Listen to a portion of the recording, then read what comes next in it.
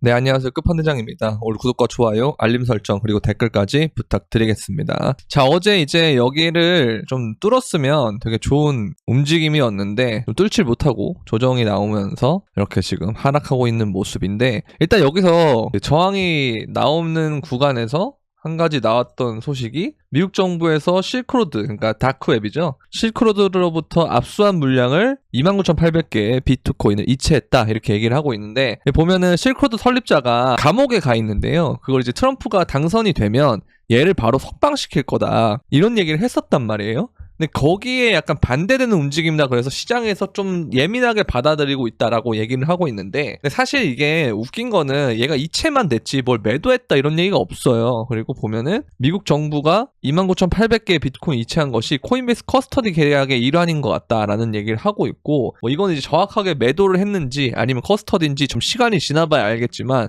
어쨌든 이러한 움직임으로 떨어지는 게 사실 매도했던 흔적이 없다라고 그러면 정말 이거는 그냥 개미들이 패닉셀을 또 하고 있거나, 아니면 이제 이걸 이용해서 가격을 내려서 밑에서 다시 받고 싶은 그런 움직임이겠죠. 그래서 이건 단기 소나기일 가능성이 좀 높아 보인다 라는 생각하고 있고요. 근데 소나기는 일단 짱가는 피해야 되는 거 아시죠? 좀 짱간 피했다가 어느 정도 많이 눌려졌다 싶을 때 조금씩 들어가는 거, 이런 거는 좀 괜찮은 것 같습니다. 어쨌든 우리는 이 평행 채널 안에 있다라는 거예요. 그래서 제가 이제 원래 여러분들한테 이게 이런 식으로 하다가 요렇게 갈 것 같다라고 했는데, 그냥 여기서 조금 이 진폭이 좀 커졌다? 이런 식으로 생각하셔도 될 것 같아요. 일단은 이렇게 하셔도 될 것 같고, 자 보면은 단순히 지갑 이동이 판매가 가격 하락이라고 단정짓는 상황이 너무 안타깝다, 이게 진짜 제가 하고 싶은 말인데요. 보면은 이제 세 가지 가능성을 얘기를 하고 있어요. 미군올레님도 보면은 현재 움직임으로 이동이 끝난다면 거래소 입금 움직임이 아니기 때문에 매도 압력으로 작용하지 않는다.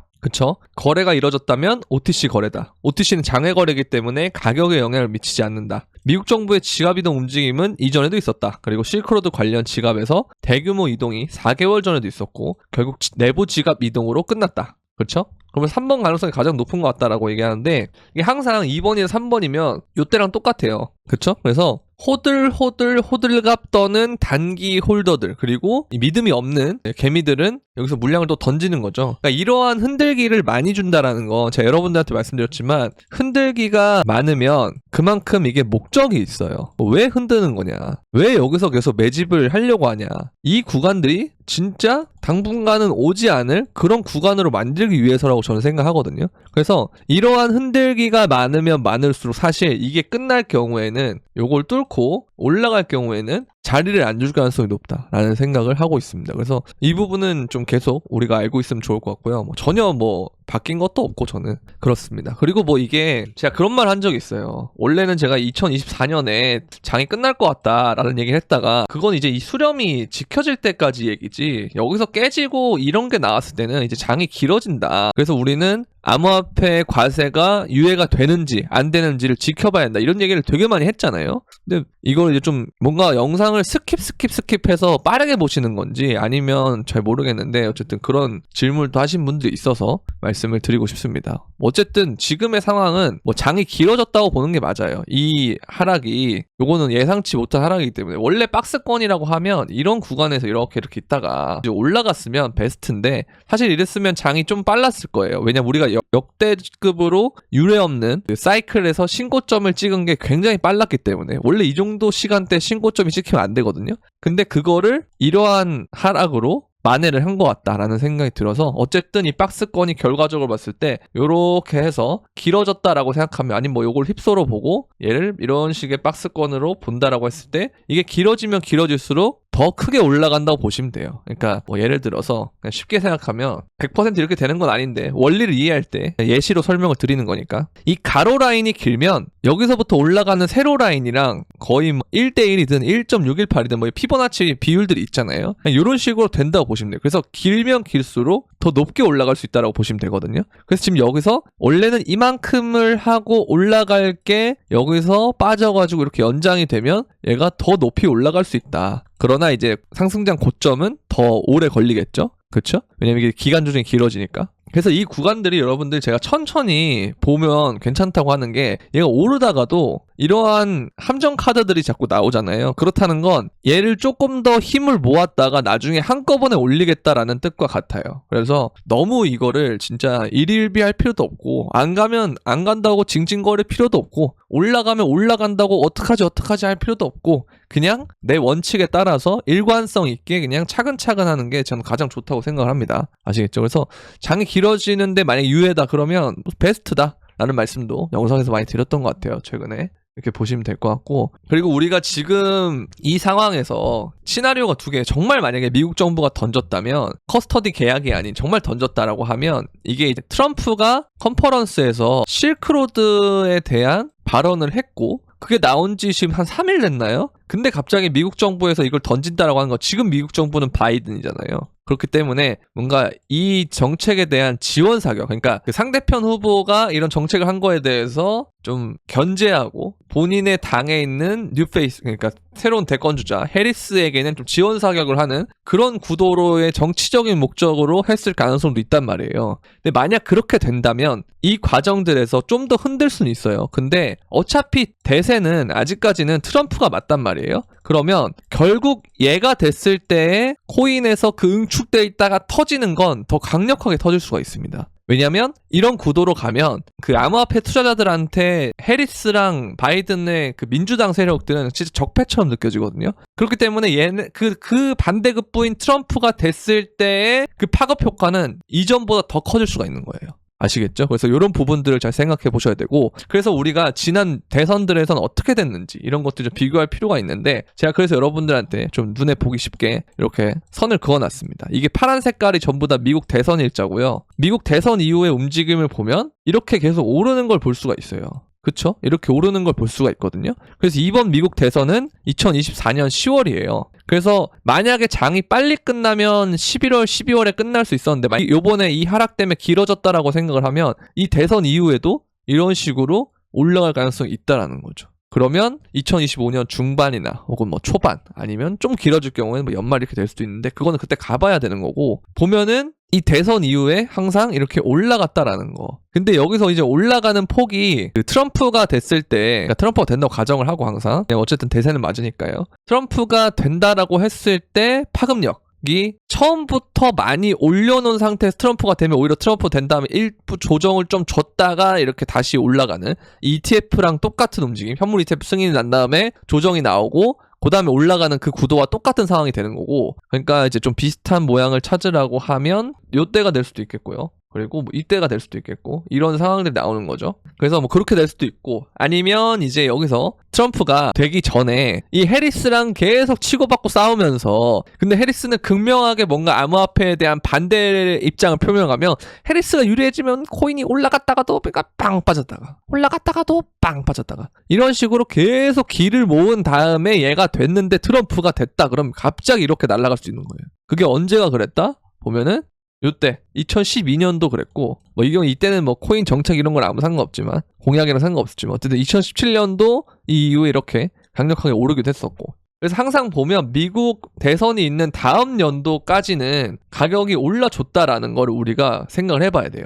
아시겠죠? 그래서 요번에도 보면은 미국 대선 이후에 트럼프가 될 경우에는 코인이 더 많이 오를 수가 있다 이렇게 보시면 될 것 같습니다. 그래서 이런 부분들을 우리가 좀 생각해보면 지금의 이 하락이 이 눌림목이 꼭 나쁜 것만 있을까? 라는 건 아니라는 거죠. 아시겠죠? 그러니까 이 부분을 좀 생각해 볼 필요가 있어요. 근데 대신에 소나기가 오고 있기 때문에 이 소나기에 대한 부분은 좀 어쨌든 뭐 우산을 쓴다던가 아니면 뭐 다른 데로 좀 피해 있는다던가 실내로 좀 들어가 있는다던가 좀 대피를 해야 되잖아요. 그래서 이런 부분들은 좀 조심할 필요는 있다. 그런 부분은 있지만 어쨌든 이 눌림의 목적은 과연 무엇인가라고 했을 때는 결국 개미들을 털기 위한 재료일 거다라는 생각은 든다는 거죠. 그러니까 이런 것들도 결국 여러분들이 내려올 때는 진짜 뭐지 이러면서 이거 끝나는 거 아닌가 했는데 다시 이렇게 올린 것처럼 이번에도 뭔가 내릴 때 나를 피곤하게 할 수는 있지만 그 이후에는 굉장히 빠른 시간에 올릴 수도 있다라는 생각을 하셔야 됩니다. 그래서 조금씩 천천히 매수를 한다 이건 점은 여기나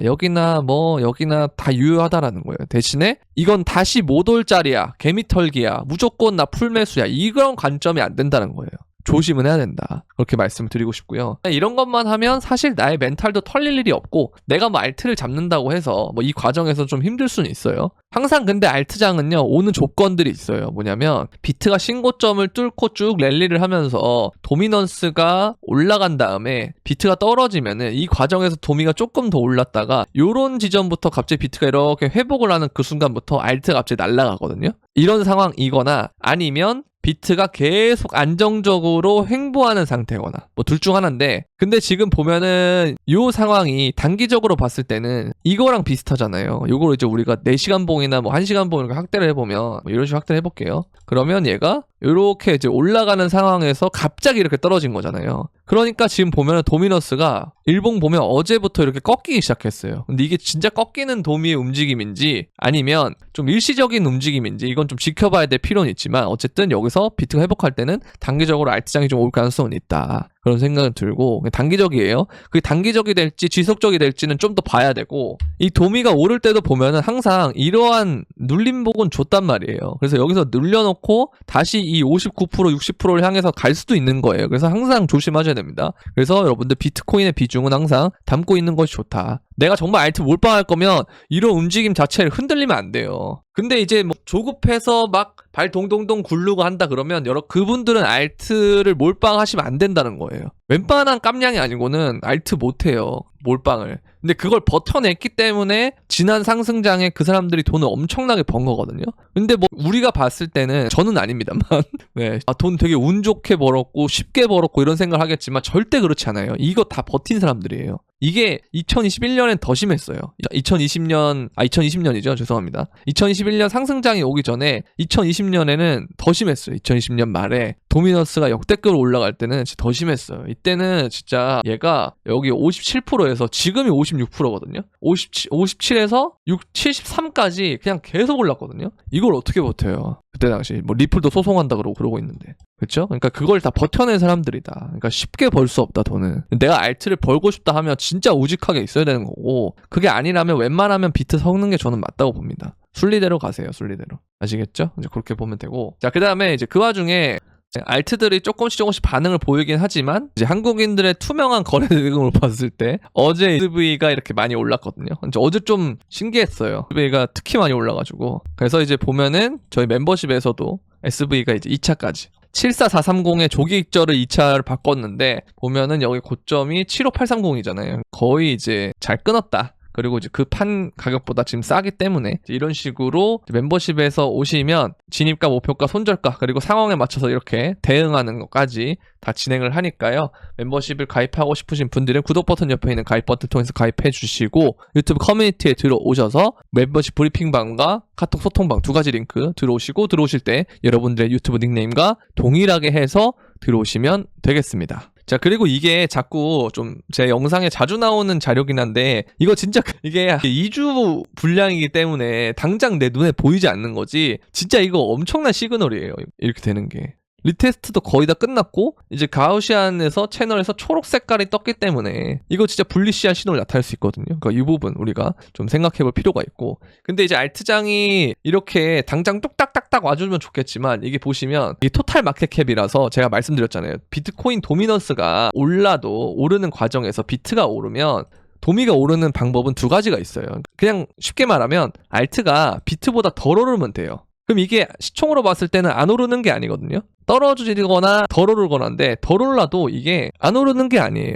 그래서 이런 구간들이 좀 있을 수는 있는데, 그 과정이 끝난다면 그 다음부터는 이런 식으로 오른다는 거예요. 그러니까 고각이 나와야 돼, 알트가. 그때가 진정한 알트장이고, 그 전에 이렇게 예열하는 단계에서는 비트코인 도미넌스가 오르면서 알트가 덜 오르는 상황이 발생할 수 있다. 이거 정도는 아시면 좋을 것 같습니다. 이게 참 투자라는 거는 진짜 생물이기도 하고, 특히 코인은 24시간 동안 이루어지기 때문에 참 변화가 많아요. 시황이라는 것이, 제가 이걸 보고 찍었을 때도 갑자기 뭐 미국 정부 저런 거 나와가지고 바뀔 수도 있는 거는 여러분들이 좀 감안을 해주셔야 됩니다. 이건 어쩔 수가 없고요. 그러나 큰 틀에서는 항상 우린 뭘 해야 된다? 이 재료나 이런 것들이 뭘 뜻하는지, 목적이 뭔지, 그리고 이 큰 흐름에서 알트를 봤을 때 이 자리는 좋은 자리인지 안 좋은 자리인지, 그러니까 이런 거는 좀 볼 줄 알아야 된다는 거. 왜냐면 우리가 이걸 전부 다 무슨 생업 하는 생업으로 투자를 하는 트레이더도 아니고 이걸 우리가 투자자 입장에서 봤을 때는 그걸 전부 다 관여하기가 힘들어요. 모든 움직임 다 대응하기가. 그래서 어느 정도는 이제 단기 움직임들을 좀 내려놓고 좀 중기 그리고 장기 이런 움직임으로 본다라고 했을 때는 이런 자리가 좋은 자리냐 아니냐라고 했을 때는 사실 좋은 자리가 맞다라는 거죠. 이거 보면은 지난 과정들을 좀 봤을 때는. 그래서 이런 부분들을 좀 보시면 좋을 것 같고, 그 다음에 트럼프가 컨퍼런스에서 얘기했던 거를 이제 세일러가 가져온 부분인데 보면은 찬사를 보낸다. 근데 이제 보면 이 얘기가 진짜 중요한 것 같아요.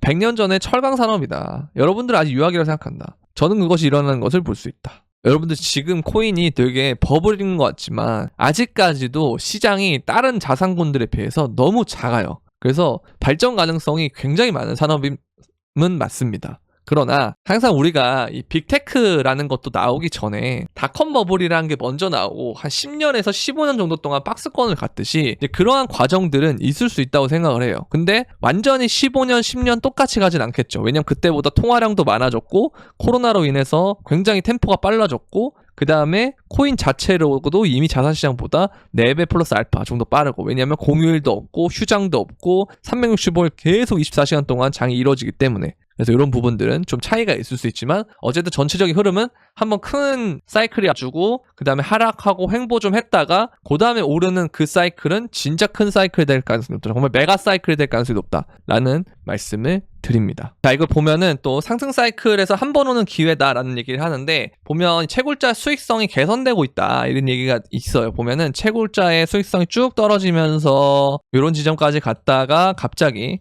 돌리는 순간부터 가격이 이렇게 이제 올라간단 말이에요. 이렇게, 그쵸? 마찬가지로 채굴자의 수익성이 빡 떨어졌다가 얘가 다시 반등하면서 올라오기 때문에 이거는 정말 큰 기회가 될 수 있다라고 볼 수 있는 거고요. 그 다음에 이게 되게 중요한 건데 미국에서 이제 다른 곳을 대비해서 미국이 갖고 있는 비율, 그쵸? 올라가고 있다. 그렇게 보시면 됩니다. 여기서는 낮았다가 올랐다가 낮았다가 올라가고 있다. 그렇게 보시면 됩니다. 아시겠죠? 그리고 이걸 보면 여기서 이제 뭐 슬링샷이라고 하는데 슬링샷은 뭘 뜻하냐면 우리가 새총 있잖아요. 새총이나 이런 거 뭐 화살이나 이런 걸 쏠 때 쫙 당기면 당기는 만큼 팡 하고 멀리 나가잖아요. 보통 이제 그런 걸 슬링샷이라고 그러는데 그래서 요 눌림은 새총의 그 고무줄을 당기는 거가 같다. 그래서 그 눌림이지 그게 끝난 다음에는 팡 튀어오를 가능성이 높다라고 얘기를 하는 겁니다. 아시겠죠? 그리고 오늘 제가 이렇게 블랙록에 대해서 좀 찾아본 이유가 있는데 뭐냐면 이제 블랙록에서 CIO가 이르면 올해 말까지 모델 포트폴리오에 암호화폐 ETF를 할당하겠다 이런 얘기를 하는데요. 사실 여기서 더 중요한 건 뭐냐면 솔라나 ETF 출시 계획이 당분간 없다. 이걸 우리가 무늬만 놓고 보잖아요.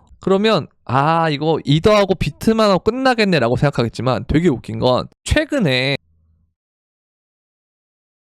보시면 여기 컨퍼런스에서는 뭐라고 얘기했냐면 비트코인, 이더리움 외에 암호화폐 ETF는 출시하지 않을 것 같다 이런 얘기 하고 있거든요. 근데 이제 좀 워딩이 살짝 달라요. 그쵸? 출시 계획이 당분간 없다. 이거는 조금 다른 것 같아요. 그래서 뭔가 그 세 번째가 나오긴 할 것 같다라는 생각은 좀 있습니다. 근데 이거는 일단 좀 미뤄지긴 한 것 같다라고 보시면 되고요. 그래서 일단 이런 부분들을 좀 봤을 때는 그쵸? 이런 걸 이제 보면은 어쨌든 우리가 시간만 좀 지나면 많은 것이 좀 바뀔 것 같다라는 생각은 들잖아요. 그죠? 그래서 요것만 우리가 좀 잘 넘어가면 지금의 이런 비트 흔들기가 지나고 보면 다 귀중한 시간이었다라고 느끼게끔 오는 날이 머지 않아서 올 거라고 저는 생각을 해요. 그래서 이제 이런 부분들이 좀 좋은 것 같고 그 다음에 이제 월봉 마감이 얼마 남지 않았는데 일단 이 아래 꼬리로 마감을 주고 있고 이동평균선으로 봤을 때도 좀 굉장히 의미 있는 지지를 받고 있어서 일단 저는 굉장히 긍정적이라고 생각을 하고요. 다만 이러한 과정에서 여러분들이 좀 흔들릴 수는 있지만 이 마음을 우직하게 잡아놓으면 좀 좋은 결과가 있지 않을까라는 생각이 듭니다. 왜냐면 우리가 여기서 또 진짜 좌절을 했지만 다시 여기까지 올려놨잖아요. 그러니까 이런 과정들이 반복이 되면서 개미가 털리고 그 다음에 이제 주식으로 넘어가고 그러잖아요. 근데 지금 나스닥도 보면 이렇게 조정을 받고 있단 말이죠. 그래서 그 과중에 코인이 올라가지고 언제는 이제 나스닥이 오르고 코인이 내려가서 이건 무슨 디커플링이냐 뭐 이러냐 이랬다가 이제 코인이 오르고 나스닥이 떨어지니까 이거 다 코인 돌아와야 되나? 했다가 이게 나와서 그럼 그렇지 할 거란 말이에요. 오히려 잘 된 거예요. 항상 모든 버블의 끝은 개미들이 찬양을 해야 끝납니다. 그래야 그들이 다 사거든요. 엔비디아도 마찬가지로 제가 여러분들한테 엔비디아를 예전에 추천을 하고 왜 이 당시에부터 분할 매도를 계속 권장을 했느냐. 너무 많이 탔어요. 소확개미들이. 그렇죠? 나스닥은 어쨌든 간에 얘가 눌림목을 줬다가 한 번의 상승은 전 더 있을 것 같거든요. 큰 상승 구간이. 왜냐면 그래야 코인이 더 멀리 가기 때문에. 그래서 이게 좀 뭐 눌림이 있다가 이런 식으로 올라간 다음에 코인이랑 비슷하게 사이클이 끝날 것 같다라는 생각은 있는데 다만 이렇게 올라가는 구간에서 나스닥이나 뭐 S&P나 미국 주식이 올라가는 것보다 코인이 월등하게 많이 올라갈 것 같다라는 생각인 거예요, 그냥. 근데 어쨌든 한 번 남은 것 같다라는 생각은 저는 뭐 변함이 없고 다만 이런 상황들이 오면서 나스닥이 떨어지는 구간에 코인이 오르면 나중에는 다 오게 돼 있다. 코인으로. 그러니까 우리는 시장을 떠날 필요도 없고 그냥 우직하게 내 할 거 하면서 그냥 내가 생각한 매매 전략 그거 그대로 실현하면서 천천히 하다 보면 장이 알아서 좋아져 있을 거다라고 생각을 하고 있기 때문에 오늘 일단 오전 영상은 조금 길었어요. 네, 여러분들 또 흔들흔들 하실 것 같아가지고 조금 더 길었는데 좀 지루하셨다면 죄송하고요. 도움이 됐다면 구독, 좋아요, 알림 설정 그리고 댓글까지 부탁드리면서 그럼 안녕.